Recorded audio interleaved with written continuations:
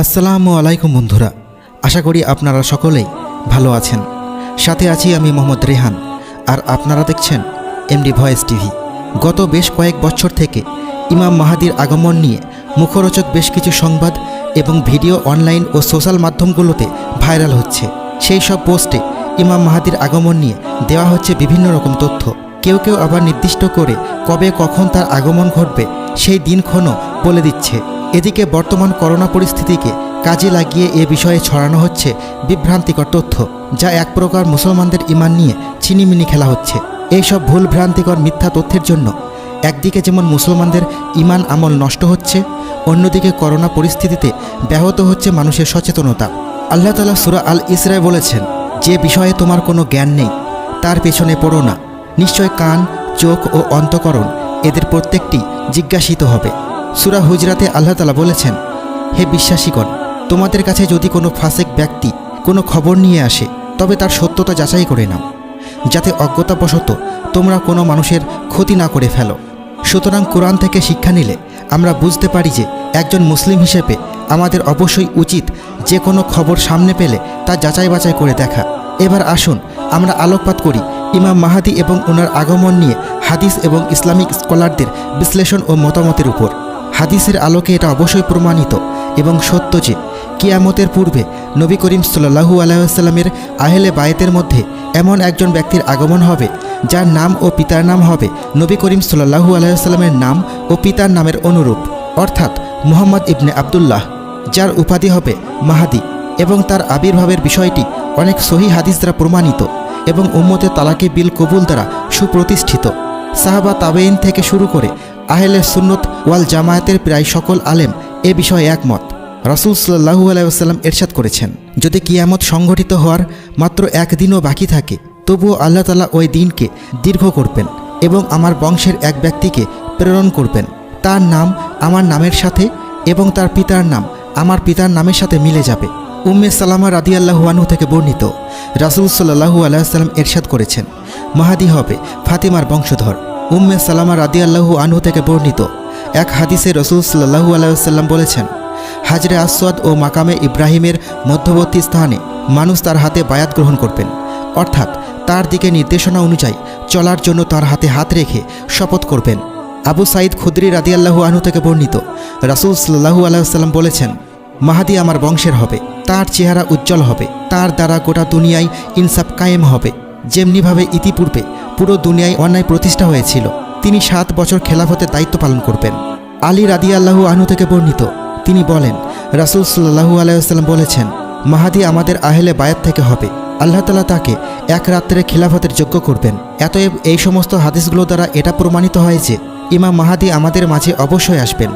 তবে যে বিষয়টি নিয়ে আমাদের মাঝে মতভেদ এবং বিভ্রান্তি তা হলো ইমাম মাহাদি কবে আসবেন, তিনি কি ইতিমধ্যে চলে এসেছেন, বা তার আসার লক্ষণগুলো কি কি?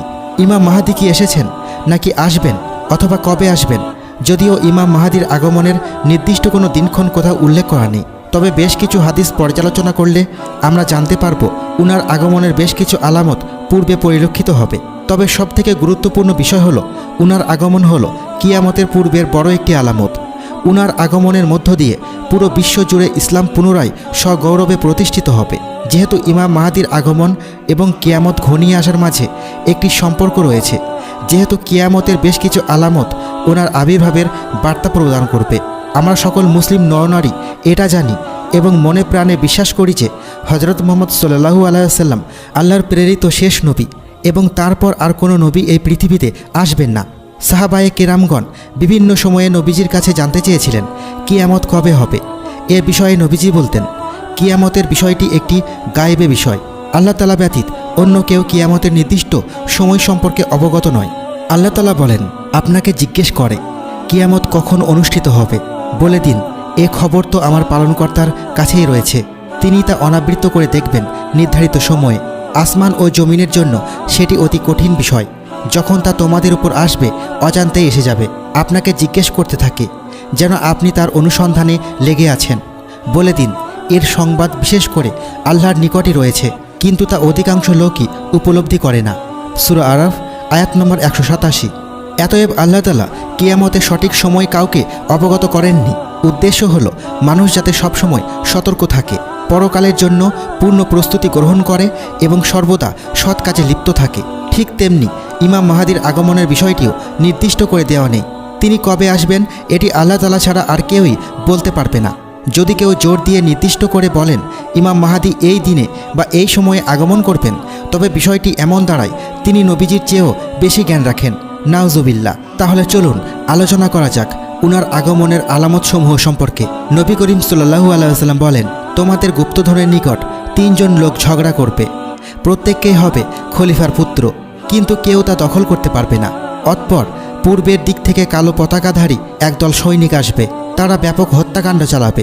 হাদিসের বর্ণনাকারী বলেন, এরপর নবী করিম সাল্লাল্লাহু আলাইহি ওয়াসাল্লাম এমন কিছু বিষয়ের কথা বর্ণনা করলেন যা আমি স্মরণ রাখতে পারিনি, কিন্তু তোমরা যখন তাদেরকে দেখতে পাবে তখন তাদের নেতার হাতে বায়াত করবে, কেননা তিনি হলেন আল্লাহর খলিফা মাহাদি।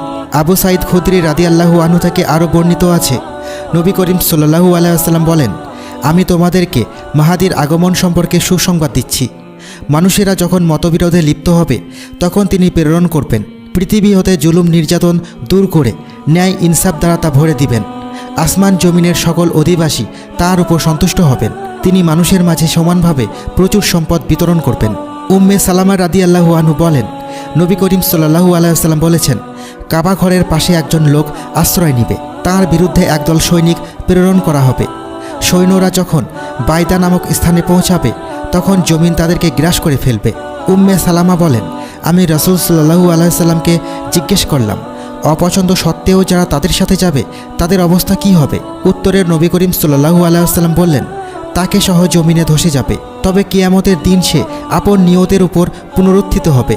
সুনানে আবু দাউদ শরীফের ভাষ্যকার আল্লামা শামসুল হক আজিমাদি বলেন, সর্বযুগের সকল মুসলমানদের মাঝে এ কথা অতি প্রসিদ্ধ যে আখেরি জামানায় নবী করিম সাল্লাল্লাহু আলাইহি ওয়াসাল্লামের বংশধর থেকে একজন সৎ লোকের আগমন ঘটবে। তিনি এই দিনকে শক্তিশালী করবেন, ন্যায় বিচার প্রতিষ্ঠা করবেন, মুসলমানগণ তার অনুসরণ করবে, সমস্ত ইসলামী রাজ্যের উপর তার আধিপত্য বিস্তার হবে। তার নাম হবে মাহাদি। তার আগমনের পরই সহিহ হাদিসে বর্ণিত কিয়ামতের অন্যান্য বড় আলামতগুলো প্রকাশিত হবে। তার জামানাতেই হযরত ঈসা আলাইহিস সালাম আগমন করবেন এবং দাজ্জালকে হত্যা করবেন। এই ব্যাপারে মাহাদিও তাকে সহযোগিতা করবেন।